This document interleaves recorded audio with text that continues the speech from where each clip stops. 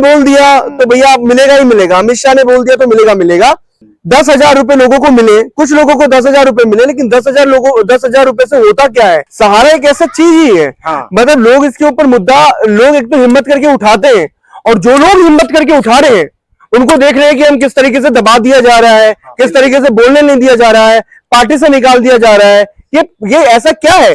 जिस तरीके से व्यापम का केस है ना, मैं उसको रिलेट करूंगा कि व्यापम में जिस तरीके से कर रहे थे, विक्टिम्स को मार देना, बोलने नहीं देना, पत्रकारों को वो करना, सहारा पे कोई ना तो मेन स्ट्रीम मीडिया बोलने को तैयार है, ना ही बड़े बड़े चैनल्स बोलने को तैयार है कि ऐसा मामला है।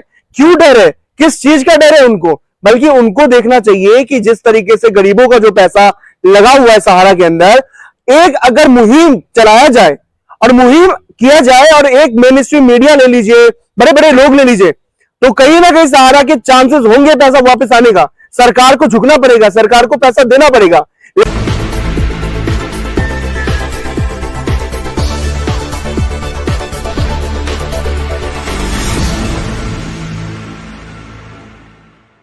नमस्कार दोस्तों, आज हम दोनों उपस्थित हैं, पत्रकार हैं पेशे से राजकुमार जी। आज हम लोग एक बहुत ही बड़े मुद्दे पे बात करने वाले हैं। वो मुद्दा है सहारा का। सहारा का मुद्दा है दोस्तों, सहारा से आप लोगों को याद आ चुका होगा कि वही मुद्दा है जिन पे करोड़ों लोगों का पैसा फंसा हुआ है और आने की कोई भी उम्मीद नहीं है। आज हम लोगों ने ये मुद्दा चुना है, सहारा के लोगों का आने वाले टाइम में क्या होने वाला है, क्या उनको पैसा वापस मिलेगा या नहीं मिलेगा। बहुत सारे ऐसे सवाल है सहारा के निवेशकों के मन में, उसका क्या होगा, उसके ऊपर आज हम चर्चा करेंगे, एक विश्लेषण करेंगे हम दोनों मिलकर के। मेरा नाम है राहुल झा और इनका नाम है राजकुमार जी। आज हम दोनों इस चीज पे विश्लेषण करेंगे और सहारा के निवेशकों का आगे क्या होगा, उनके भविष्य की भी चर्चा करेंगे। तो सबसे पहले हम स्टार्ट ये करते हैं कि जिस तरीके से पैसे फंसा हुआ है सहारा पे, क्या लगता है आपको? देखिए, सबसे पहले तो जो दर्शक हैं उनको बहुत बहुत नमस्कार। और ये जो मामला है सहारा का, ये वाकई लगभग 35 से 36 करोड़ लोगों का इसमें पैसा फंसा है। और अगर परिवार की बात करें तो ये मामला बहुत लंबा एक संख्या हो जाएगा, देश की काफी आबादी प्रभावित है इससे। बिल्कुल। लेकिन जो सरकार है, वर्तमान सरकार जो है, यही सरकार पिछले टर्म में अमित शाह जी सहकारिता मंत्री भी थे और अभी भी वही हैं। तो इन्होंने एक पोर्टल लॉन्च किया। बिल्कुल किया और था। पोर्टल लॉन्च करने के बाद ये जनता को बताया पोर्टल के माध्यम से कि 3 महीने के अंदर आपका पैसा रिफंड आ जाएगा। आपको बस वेबसाइट पे जाके अपना पूरा रजिस्ट्रेशन करा देना। लोगों ने कराया और कराने के बाद 3 महीना कौन कहे कि ये 1 साल बीत गया, दूसरा साल चल रहा है, चुनाव भी आ गया, चुनाव खत्म भी हो गया। चुनावी सभाओं में कई जगह गृह मंत्री की हुटिंग हुई। बिल्कुल। सहारा के लोग बैनर पोस्टर लेके उस पे चढ़ गए, मंच पे आ गए, मतलब उस भीड़ में आ गए। बकायदा बिहार में इनकी सभा में हुटिंग हुई और गृह मंत्री अमित शाह को लोगों को बैठाना पड़ा कि हम आपकी बात समझ रहे हैं और हम करेंगे। लेकिन दूसरी बार फिर सरकार आ गई। ऐसा जस का तस है जहां है, लेकिन लोगों की डिफेंसिव। इसके ऊपर एक सवाल मैं आपको बताता हूं कि एक सभा चल रही थी हरिद्वार में जी, आपको याद होगा। उस सभा में खुद उन्होंने बोला था, भारतीय जनता पार्टी वालों ने, कि अमित शाह ने, कि भाई आप लोगों का पैसा रिफंड मिलेगा। उस सभा में अमर उजाला ने दूसरे दिन छाप दिया उस सभा के कि भैया ऐसे ऐसे आपको पैसे, सहारा निवेशकों के पैसे मिलेंगे। सारे सहारा निवेशकों ने उसकी कटिंग काट ली, अपने पास रख लिया कि भैया गृह मंत्री ने बोल दिया तो भैया मिलेगा ही मिलेगा, अमित शाह ने बोल दिया तो मिलेगा मिलेगा।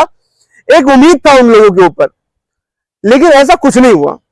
10,000 रुपए लोगों को मिले, कुछ लोगों को 10,000 रुपए मिले, लेकिन 10,000 रुपए से होता क्या है? और सबसे ज्यादा इसके अंदर निवेशक अगर किसी ने किया है निवेश, तो मुझे लगता है राजकुमार जी, बिहार, यूपी, पश्चिम बंगाल के लोग ज्यादा विक्टिम है सहारा के। बिल्कुल, ये जो इलाके हैं यहाँ के लोगों ने ज्यादा किया है और देश भर के लोगों ने किया है। और ये एक ऐसा मुद्दा है कि मुझे याद है, मैं आपको 30 हजारी कोर्ट का एक मामला बताता हूँ। 30 हजारी कोर्ट में हम न्यूज कवर कर रहे थे और ये लोग प्रोटेस्ट करा रहे थे, जो आंदोलन चल रहा है सहारा का। तो उसमें 30 हजारी कोर्ट में बिना परमिशन पत्रकारों को अंदर जाना वैसे मना है। तो हम आ रहे थे, हमारे हाथ में आईडी थी, माइक आईडी, उन्होंने देख लिया तो बोला ये लेके आप नहीं जा सकते, दिल्ली पुलिस की जवान है वहाँ सुरक्षा सिक्योरिटी में।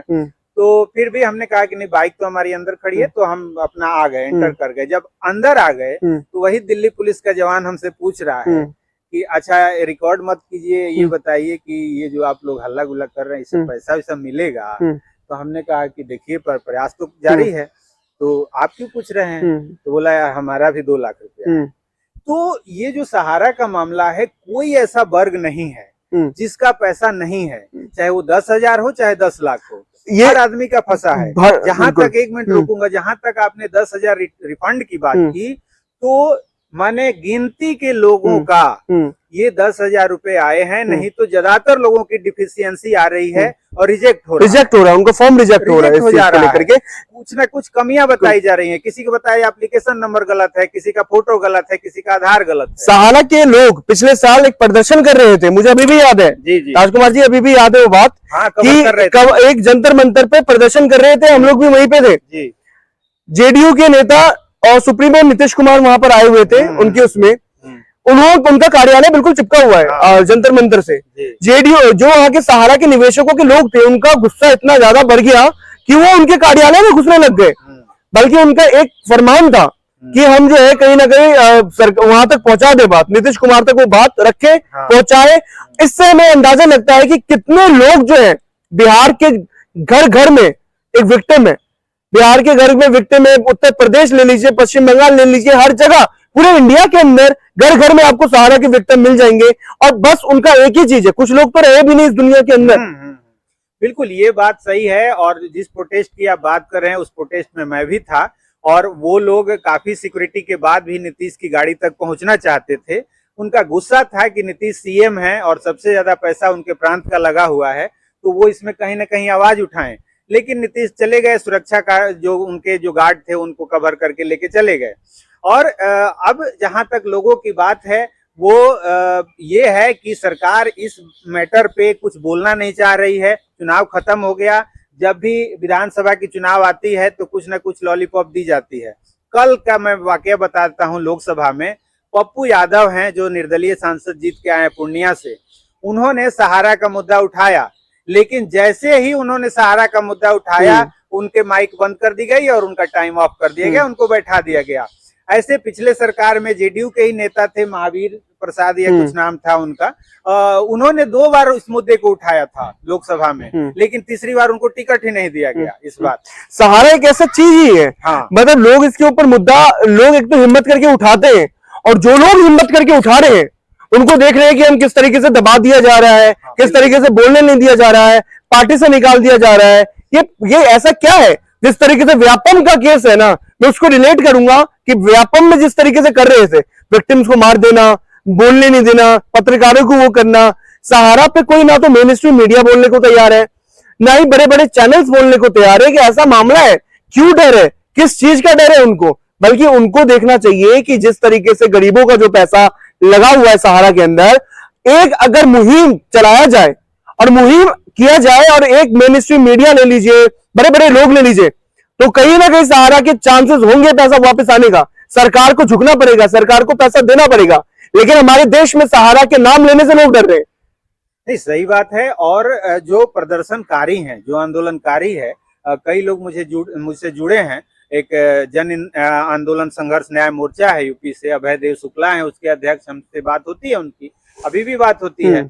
जो उन लोगों का साफ कहना है, जो इन्वेस्टर हैं और जो प्रोटेस्टर हैं, दोनों का साफ कहना है कि सहारा और सरकार में कनेक्शन तो है, और इस कनेक्शन की पुष्टि तब होती है जब सुब्रतो राय का निधन होता है और उनकी परिवार से मिलने गृह मंत्री राजनाथ सिंह उनके घर चले जाते हैं, उनकी पत्नी स्वप्ना राय से मिलने, और वो मीडिया में आती है। बात यहाँ ही खत्म नहीं होती। जब ये वर्तमान लोकसभा चुनाव आता है 2024 का, तो जो सहारा मीडिया के जो चीफ थे, उनको कानपुर से उम्मीदवार बना देती है भाजपा। इसी चुनाव में कानपुर से उनको उम्मीदवार बनाती है। तो कहीं ना कहीं ये कनेक्शन तो है। तो जब इतना अंदर तक पहुंच है, तो पैसा के मामले में भी सरकार के हाथ में जब है 5,000 करोड़ वो लेके आई है सुप्रीम कोर्ट के, तो 5,000 करोड़ बांटने में तो इनके इतने साल निकल गए। तो ये हजारों करोड़, 80,000 की 100 करोड़, कितने हजार की राशि, बहुत बड़ी राशि है, वो पैसा देने में इनका कितना समय लग जाए। वादे, मैं कहूंगा कि वादे हर एक मंच से सरकार ने वादे किए हैं, चाहे गृह मंत्री हो जाए, चाहे प्रधानमंत्री मोदी हो जाए, या छोटे छोटे इनके नेता हो जाए, हर एक मंच से उन्होंने जो है वादे किए कि सहारा वाले को पैसा वापस मिलेगा। वादे वादे वादे, सिर्फ वादे, वादे के अलावा कुछ अभी तक नहीं आया है, और आगे क्या होगा उसका भी नहीं पता हम लोगों को। बाकी आगे जो भी होगा वो हम आप लोगों को सहारा के ऊपर अपडेट देते रहेंगे।